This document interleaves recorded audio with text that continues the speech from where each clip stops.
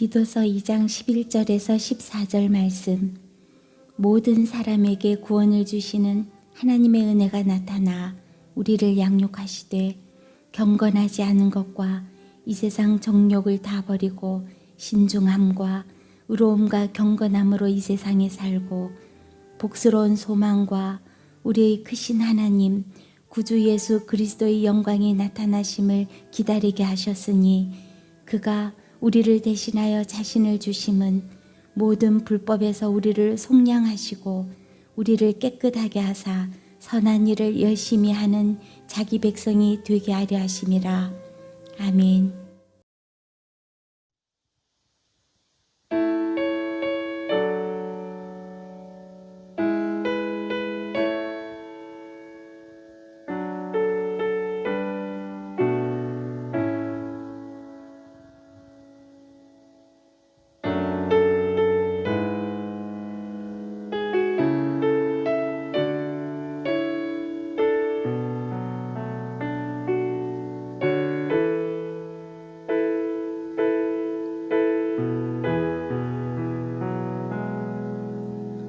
내가 엄마 품속에서 고통 중에 태어났지만 나를 구원하신 하나님 날 택하시고 존귀케 하셨네. 내 평생에 여호와를 섬기며 그 말씀만 따라 살아가리. 주의 집에 나 항상 거하리니.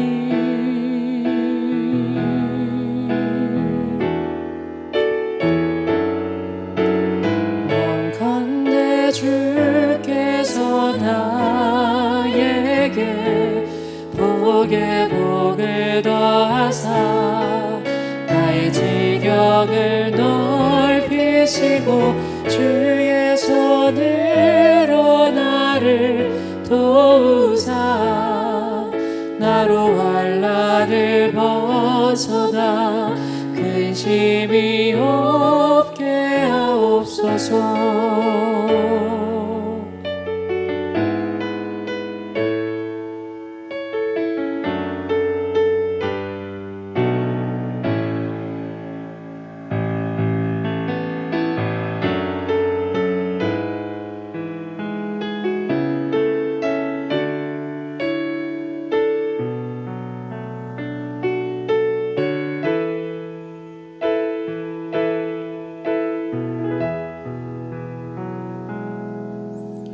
내 평생에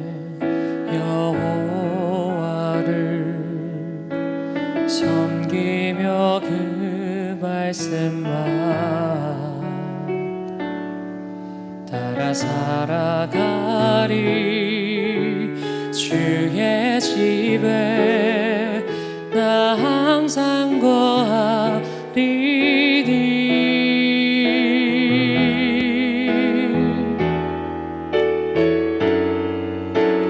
원컨대 주께서 나에게 복에 복을 더하사 나의 지경을 넓히시고 주의 손으로 나를 도우사 나로 환난을 벗어나 근심이 없게 하옵소서. 내가 전심으로 여호와께 구하였더니 내 하나님께서 들으시고 내 간구하는 모든 것 허락하셨도다.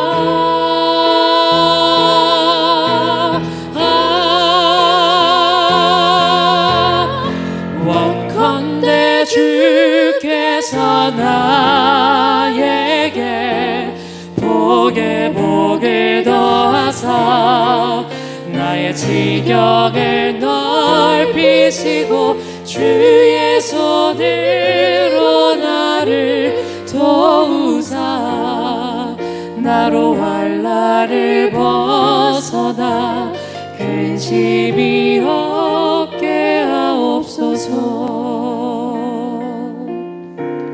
나의 구원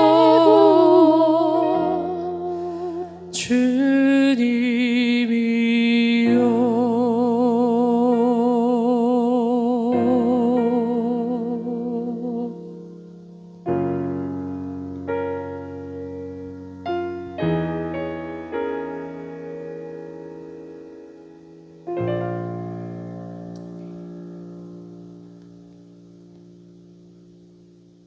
사용하는 말 중에 은혜라는 말보다 더 귀한 말이 있을까?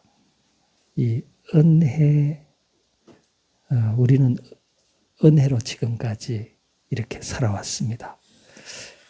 며칠 전에 미국의 대통령 트럼프라고 하는 사람이 대통령 후보 수락 연설을 하는데 그 은혜라는 말을 사용을 한 것 같습니다. 자기가 여기 서 있을 수 없는데 하나님의 은혜로 여기 서 있게 되었다. 그 트럼프 대통령이 매우 좀 겸손해진 것 같습니다. 한번 이렇게 죽음의 고비를 사람이 한번 이렇게 거치게 되면 사람이 좀 겸손해지고 하나님의 은혜를 알고 감사하게 되는 것 같습니다. 오늘 본문에 보시면 하나님의 은혜라는 말이 나옵니다. 이 하나님의 은혜가 나타났다 이렇게 나와 있습니다. 이 하나님의 은혜는 이 하나님의 은혜로 우리가 하나님께서 우리에게 이루어 놓으신 일이 있습니다. 하나님이 은혜로 우리에게 해주신 일이 14절입니다. 그리고 이 은혜 받은 자에게 하나님께서 기대하는 것이 있습니다. 몇 가지. 오늘 그것에 대해서 잠깐 살펴보고 싶습니다. 먼저 14절에 보면 그가 우리를 대신하여 자신을 주심은 이게 은혜입니다. 정말 진정한 은혜는 여기에 있습니다. 이 세상에 많은 은혜들이 있습니다. 부모님의 은혜도 크고요. 또 우리에게 정말 알게 모르게 은혜 베풀어 주신 분들이 너무 많이 있습니다. 근데 지극한 은혜, 정말 큰 은혜는 여기에 있습니다. 하나님께 있습니다.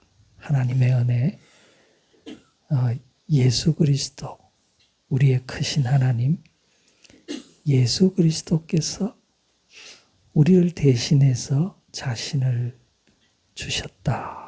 이것은 예수님께서 고난의 십자가를 우리를 대신해서 지셨다는 의미입니다. 은혜이죠.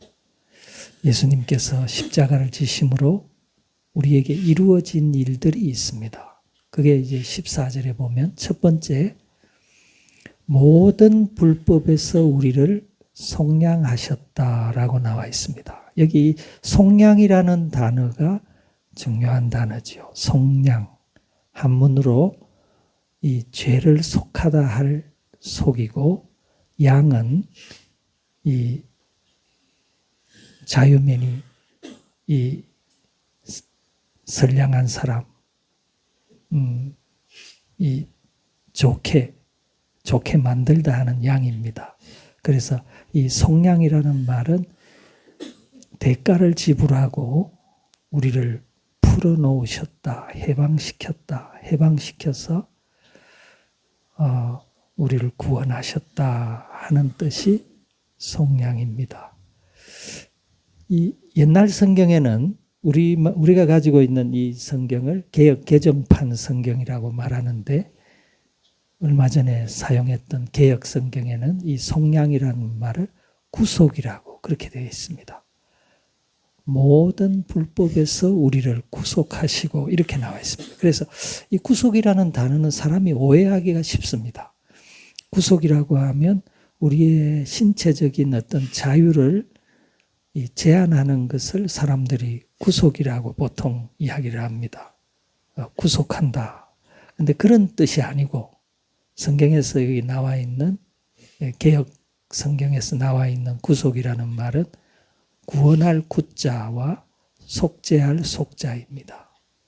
그래서 우리를 속죄하셔서 우리를 구원해 낸다 하는 뜻의 구속입니다. 모든 불법에서, 불법이라는 말은 죄지요.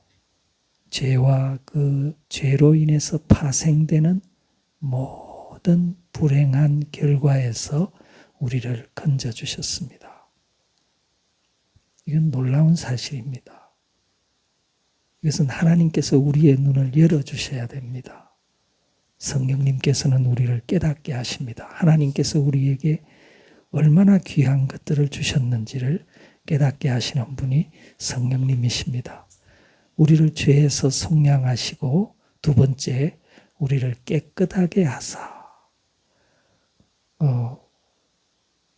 새 옷을 입혀주십니다. 탕자가 집에 돌아오면 아버지가 뭐부터 합니까? 목욕시키고 새 옷을 입히지요. 그 남루한 옷, 지저분한 옷을 갈아입게 하고 이제는 옛날에 입었던 원래의 옷을 입혀줍니다. 깨끗하게 하십니다. 우리는 예수님 안에 있는 사람은 하나님께서 깨끗하게 하신 사람입니다. 우리는 새 옷을, 정결한 옷을 하나님께서 입혀주셨습니다. 그리고 세 번째는 선한 일을 열심히 하는 자기 백성이 되게 하셨다. 이렇게 나와 있습니다. 이 하나님의 은혜는 새 사람이 되게 합니다. 하나님의 은혜는 우리를 구원할 뿐만 아니라 우리를 성결하게 만듭니다. 선한 일을 열심히 하는 사람들이 있습니다.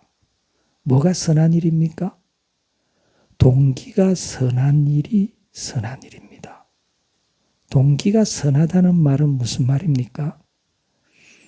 절대적인 선을 절대적으로 사랑하는 것이 동기가 선한 것입니다. 절대적인 선은 하나님이시지요. 그 하나님을 절대적으로 사랑하는 사람, 그 사람은 동기가 선합니다. 그 선한 동기로 비롯되는 모든 일이 선한 일입니다. 그 선한 일을 열심히 하는 사람들이 있습니다. 귀한 사람들이죠. 이 선한 일을 열심히 하는 사람은 하나님께서 자기 백성이라고 말합니다. 이 하나님의 자기 백성의 특징입니다. 하나님의 자기 백성이 되면 드러나는 특징이 선한 일에 관심을 갖고 선한 일에 열심히 열정적으로 선한 일을 감당하게 됩니다. 여기 자기 백성이라는 단어가 우리말 성경에는 이 두 단어 자기 백성 이렇게 나와 있는데 원래 이 헬라 원어 성경을 보면 세 단어로 되어져 있습니다. 첫 번째는 이 3인칭 단수 제기대명사가 쓰였습니다. 그래서 하나님 자신에게라는 뜻을 가진 단어가 하나 있고 그 다음에 백성이라는 말이 있고 그 뒤에 또 형용사가 하나 붙어 있습니다. 그 형용사는 특별하다는 뜻의 형용사입니다. 이 단어는 중요한 뜻을 가지고 있는데 특별히 소중해서 간직한다 하는 뜻을 가진 형용사입니다. 그래서 하나님의 백성은 어떤 백성입니까? 하나님 자신에게 특별한 백성입니다. 너무 하나님이 소중하기 때문에 하나님이 간직하십니다. 하나님께서 소유하시고 지키시는 백성이 하나님의 백성입니다. 여기 자기 백성이라는 이 단어는 하나님 자신에게 너무 특별한 백성이다. 너무 중요한 백성이다. 이런 뜻입니다. 우리가 예수 믿는 순간에 우리는 하나님의 자기 백성이 됩니다. 하나님께서 이 백성을요, 보통 귀하게 여기시는 것이 아닙니다. 하나님께서는 이 백성을 향해서 늘 얼굴을 향하여 드시고 주목하시고 지켜보호하시고 인도하십니다. 하나님의 은혜가 나타나서 이런 결과가 생겼습니다. 우리를 죄에서 구속하시고 깨끗하게 하시고 선한 일을 열심히 하는 자기 백성이 되게 하셨습니다. 이것은 하나님의 하시는 일입니다. 하나님의 일입니다. 은혜는 이렇게 선한 일을 합니다. 은혜는 아주 중요한 역할들을 합니다. 사람을 변화시키는 것은 은혜입니다. 빅토르 위고라는 사람이 쓴 레미제라블이라는 비참한 사람들, 한국말로 번역하면 불쌍한 사람들이라는 책에 보면 장발장이라는 사람이 나옵니다. 이 장발장은 그 가난한 조카들이 7명이나 있는데 그 아버지가 돌아가신 그 조카들에게 빵을 먹이려고 하는데 겨울철에 일이 없습니다. 그래서 빵을 몇 개 훔친 것 때문에 경찰에 잡혔습니다. 경찰에서 잡혀서 뭐 이렇게 조서를 꾸미다 보니까 옛날에 또 뭐 잘못한 불법으로 이렇게 뭐 사냥을 외국에는 사냥하는 것이 이 법에 허락을 받고 사냥해야 되죠.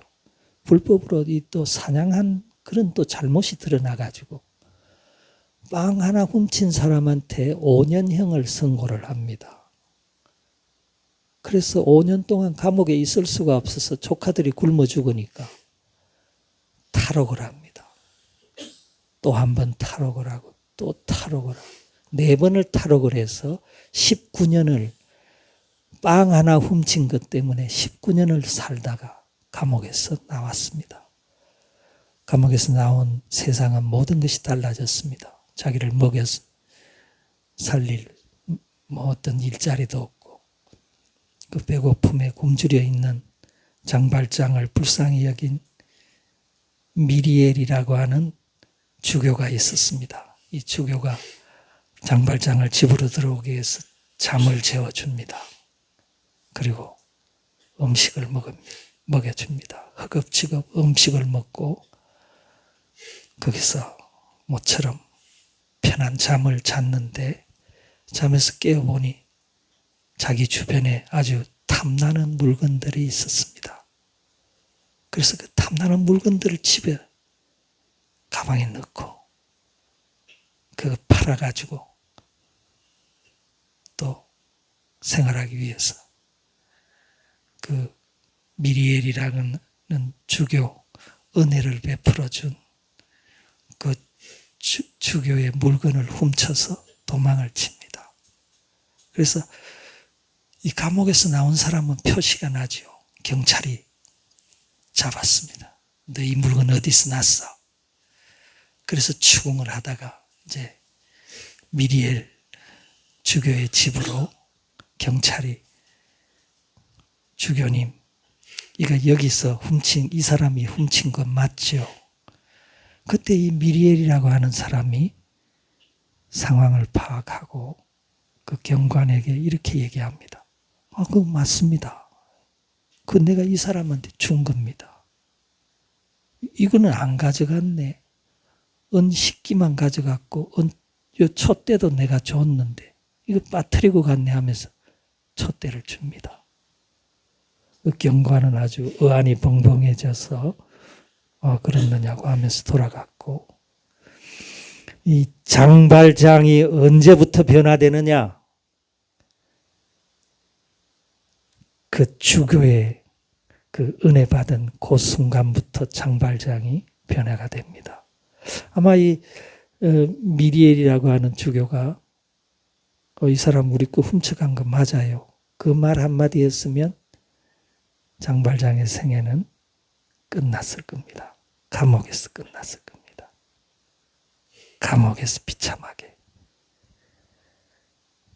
근데 이 주교가 은혜를 베풀어 준 거죠. 맞습니다. 내가 준 겁니다. 내가 줬습니다. 이것도 다 줬는데 이 사람이 이것은 안 가져갔네요. 그것 때문에 장발장이 새 사람이 됩니다. 장발장이 그 뒤로부터는 이름을 마들렌으로 이름을 바꿔가지고 조그마한 도시에서 사업을 시작을 합니다. 사업이 잘 돼가지고 재정적으로 안정이 되고 거기서 어떤 노인이 마차에 깔려서 죽어가는 노인을 장발장이 이 힘을 마차를 때려가지고 이 노인을 살립니다. 그 자그마한 도시에 장발장의 소문이 납니다. 이렇게 선한 사람이 우리 마을에 있다. 장발장이 그 마을의 시장이 되죠. 새 사람이 됩니다. 이 은혜는 죄를 묻지 않고 은혜는 사람을 변화시키는 강력한 힘이 있습니다. 하나님의 은혜는 지극한 은혜입니다. 사람의 본성을 바꿔버립니다. 하나님의 은혜 받아야 됩니다. 하나님의 은혜는 우리 죄를 없이 만들어버립니다. 예수 그리스도의 흘리신 그 피는 우리 인간의 모든 불법을 깨끗하게 씻어 놓습니다. 그리고 여기에 그치지 않고 새 사람이 되게 합니다. 본성을 바꿔 놓습니다. 하나님의 백성이 되게 합니다. 하나님께서 그 본성을 바꿔 놓은 사람을 자기 백성이라고 칭하고 있습니다. 이 자기 백성이라는 이 단어는 정말 중요한 단어입니다. 하나님의 소유된 백성이라는 말입니다. 이건 하나님이 간직하는, 하나님이 너무 귀하게 보배스럽게 간직하고 지키시는 소유된 백성이라는 말입니다. 하나님의 백성을 하나님께서 만드십니다. 이 하나님의 백성에게 하나님 기대하시는 세 가지가 오늘 본문에 나와 있습니다. 하나님의 백성에게 하나님 뭘 기대하겠습니까? 이렇게 귀한 은혜를 베풀어 주셨는데 그게 12절에 나와 있습니다. 12절에 보시면 하나님의 은혜가 나타나서 우리를 양육하신다 이렇게 말씀하고 있습니다. 하나님은 우리를 양육하십니다. 여기 이 양육이라는 말은 가르친다는 말보다 조금 더 의미심장한 말입니다. 부모가 어린아이를 사랑으로 양육하듯이 하나님은 은혜를 베푼 사람을 양육하십니다. 양육은 언제부터 시작됩니까? 우리가 구원받는 그 시점부터 하나님이 우리를 양육하기 시작합니다. 우리 어린아이들은 부모의 양육 속에서 온전한 인간이 되어갑니다. 신자도 마찬가지입니다. 하나님께서 우리를 양육하시려고 보내신 보혜사가 있습니다. 돕는 분이 계십니다. 그분이 성령님이십니다. 성령님은 끊임없이 우리를 깨닫게 하시고 위로하시고 소망을 주시고 가르치십니다. 그래서 우리는 이 성령님의 은혜 가운데 자라가는 겁니다. 하나님의 사람으로, 온전한 사람으로 우리가 성장해 가고 있습니다. 그래서 어떻게 양육하시는가 하면 이 양육의 지침 세 가지가 나와 있습니다. 성령님께서 우리 안에 내주하시는 성령님께서 하나님의 자녀들을 양육하실 때 첫 번째, 경건하지 않은 것과 이 세상 정욕을 다 버리게 하십니다. 이게 첫 번째 지침입니다. 성령님 우리를 어떻게 양육하십니까? 우리가 세상에서 살다가 예수 안에 들어오면 버려야 될 것들이 많습니다. 우리 어린아이들 부모가 어떻게 양육합니까? 지지 그거 만지지 마. 그거 먹으면 안 돼. 그 길로 가지 마. 처음에 어린아이들 버리게 합니다. 어린아이들이 잘 버립니까? 꽉 잡고 안 버리려고 합니다.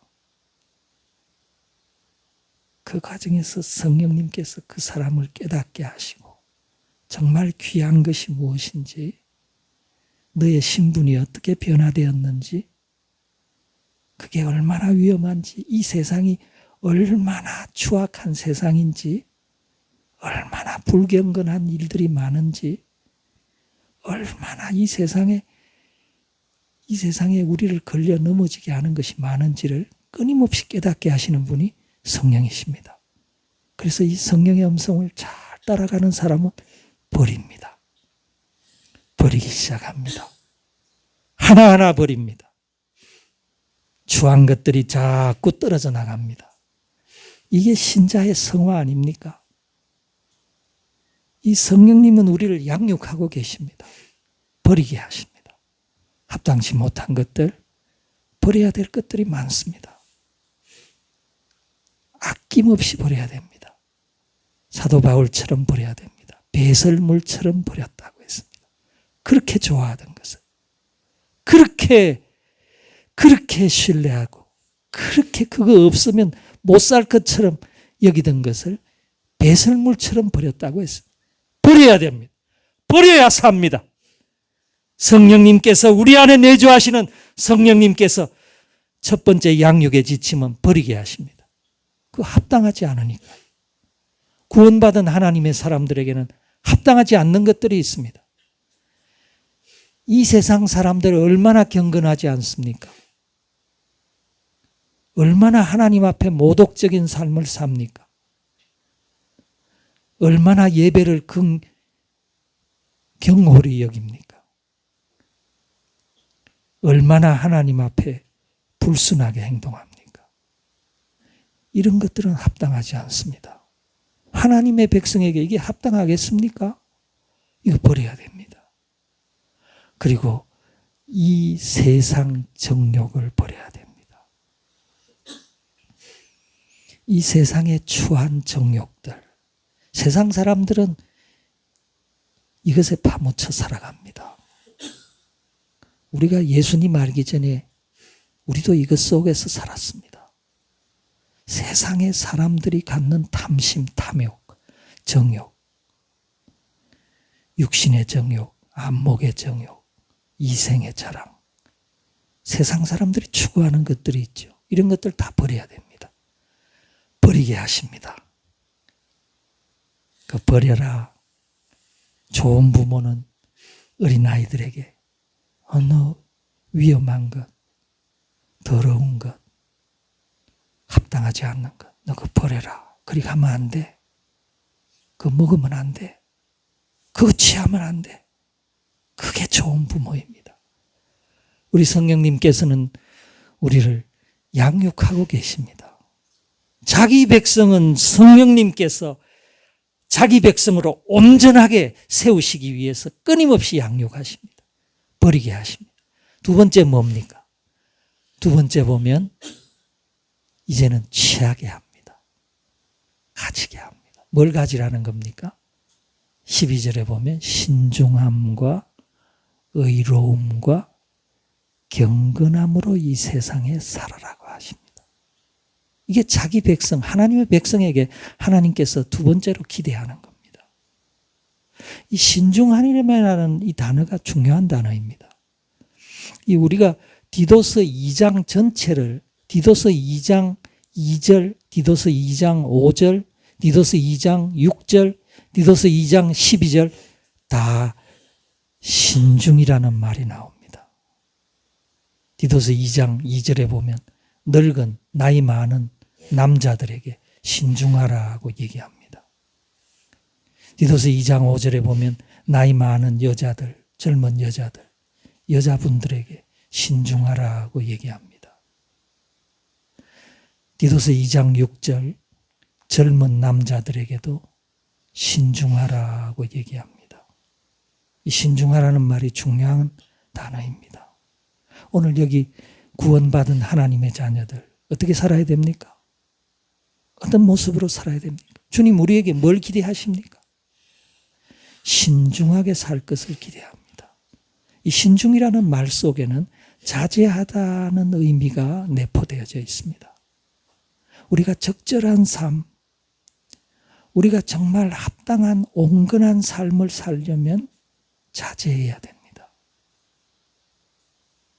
뭐든지 다 하는 것, 그게 합당한 것은 아닙니다. 할 수 있지만 자제하는 것이 있어야 됩니다. 이 신중이라는 말은 그런 의미입니다. 우리 인생을 신중하게 살아야 됩니다. 하나님을 아가신 이 인생의 이 일초 일각을 우리가 정말 신중하게 살아가는 사람들이 될 수 있기를 바랍니다. 신중함과 의로움, 이것은 정말 공정하게, 공명정대하게, 의롭게 살아가는 것을 의미합니다. 우리 신자들은 이렇게 살아가야 됩니다. 이게 빛과 소금이 된 사람들의 합당한 삶입니다. 신자의 삶은 공정해야 됩니다. 불법에 연루되어서는 안 됩니다. 그리고 또 한 가지, 경건함으로 살아가라고 했습니다. 경건함은 뭡니까? 아까 이 세상 사람들의 특징은 경건하지 못하다는 것이고, 여기 이제 하나님의 자기 백성이 된 사람들은 경건함으로 살아가야 됩니다. 경건함으로 살아가는 사람은 어떤 모습입니까? 하나님을 사랑하고, 하나님을 경외하고, 하나님을 예배하고, 하나님께 헌신하며, 하나님 앞에 하나님을 경외하며, 하나님을 두려워하며 사는 삶을 의미합니다. 마치 애굽에서 요셉이 보디발 장군 집에서 살았던 것처럼 세상 죄악에 휩쓸리지 아니하고 하나님을 경외하며 살았습니다. 경건하며 살았습니다. 나 하나님 앞에 이런 죄 범할 수 없습니다. 이래 말했습니다. 이 경건한 삶의 자세입니다. 하나님을 늘 모시고 살았습니다. 하나님을 두려워하며 살았습니다. 하나님 앞에 내가 이런 죄를 범할 수 없습니다. 그가 출세할 수도 있었습니다. 타협하면 출세할 수도 있었을 겁니다. 하지만 하나님 앞에서 살았습니다. 하나님 앞에 내 이런 죄를 범할 수 없습니다 하고 뿌리치고 나왔습니다. 하나님의 자기 백성들은 이렇게 살아야 됩니다. 신중해야 됩니다. 의로워야 됩니다. 그리고 경건함으로 살아가야 됩니다.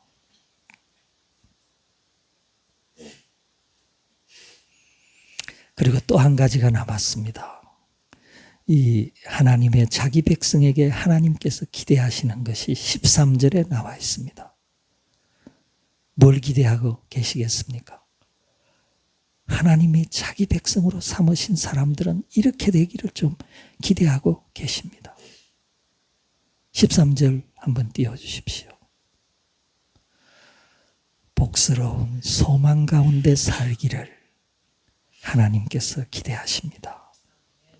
이 소망은요, 우리의 크신 하나님 구주 예수 그리스도의 영광이 나타나심을 기다리는 삶입니다.